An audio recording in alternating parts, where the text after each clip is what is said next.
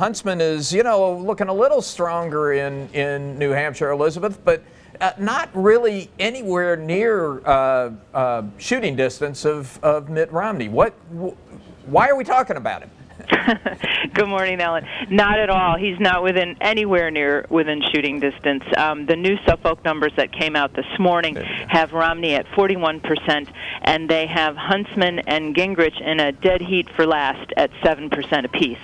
So nowhere, no how. But he's been here. Huntsman has been here since the summer. He practically lives here. He just did his 150th campaign event, and he feels like he can reproduce a Santorum surge here, but that doesn't look likely for a variety of reasons. Any sign of that at all? I mean, the Santorum surge, I guess, played out over the course of, well, a week, a little more than a couple of weeks maybe, but any movement in his poll numbers? Yes, downward. Well, that's not there was the right a poll direction. done by the University of New Hampshire on Christmas Day that gave him about 11%. Since then, it's 7. They're out in the field. The University of New Hampshire's out in the field right now. On Friday, they'll release poll numbers that will determine who is in the debates on Saturday. They are finding similar results to what we're seeing from the Suffolk poll, which had him at 10% earlier in the week, and then he's dropped 2 days in a row to 7. Well, let me ask you about that, Elizabeth. So is there a possibility that some candidates could be cut out of the debate because their poll numbers are so low? It's possible, but I think they'll probably all just hang in there. Yeah.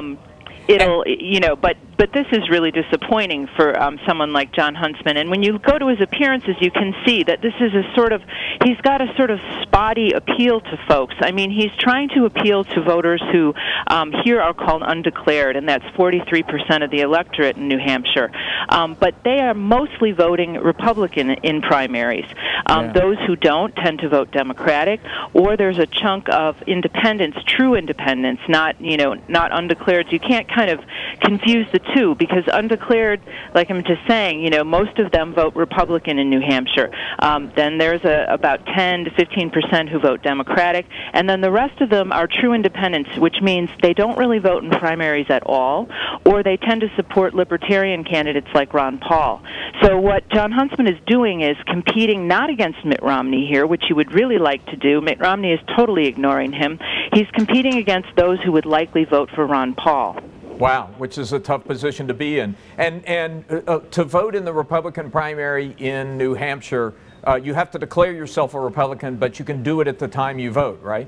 Exactly, yeah. There's So a lot of fluidity in this. And also, I think I should point out in the Suffolk poll, the number of undecided voters is actually rising. It was at 13% earlier in the week, and now it's at 17%. I mean, that's still within the margin of error of the poll, but it's unusual. And New Hampshire's they're a cantankerous, contrary bunch, and they tend to decide late, and they tend not to say who they're going to vote for until the very last. And Elizabeth, is Huntsman going to join in the piling on Mitt Romney, or is he going to try and avoid that? I mean, what's his, if he doesn't have a chance of winning, what's his play at this point?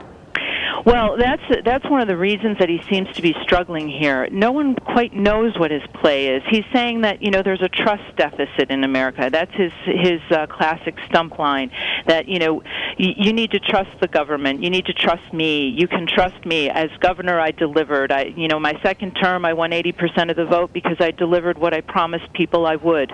But people are kind of, you know, I was with him on a factory floor a day or two ago, and, you know, there was a group of folks who came to listen to him speak. There were about 20 of them. And at the end, you know, one of their supervisors opened the questioning because people were sort of reluctant to say anything. And he said, you know, what I'm hearing on the floor as we're walking around looking at the equipment was, who is this guy?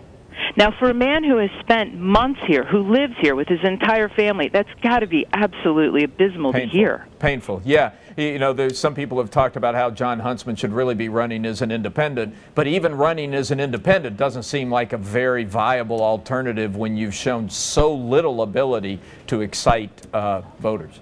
Exactly. And Alan, you know, in a sense, he is running it as an independent here, but then that, again, as we said before, puts him in competition with the Ron Paul voters right. and the really live free or die crowd, which, by the way, is kind of turned off by him because he does a lot of, you know, sort of down-home pandering to voters. You know, he'll say, I'm a 40-year motorcycle rider. He'll talk about Lindy's Diner, how he goes there all the time. He talks about how he's got a New Hampshire accent because he's been here so much. And in talking with voters on the street here, people don't really like that. They feel like, you know, come on, you're the son of a billionaire from Utah. You are not a New Hampshire resident, and you know, don't do that.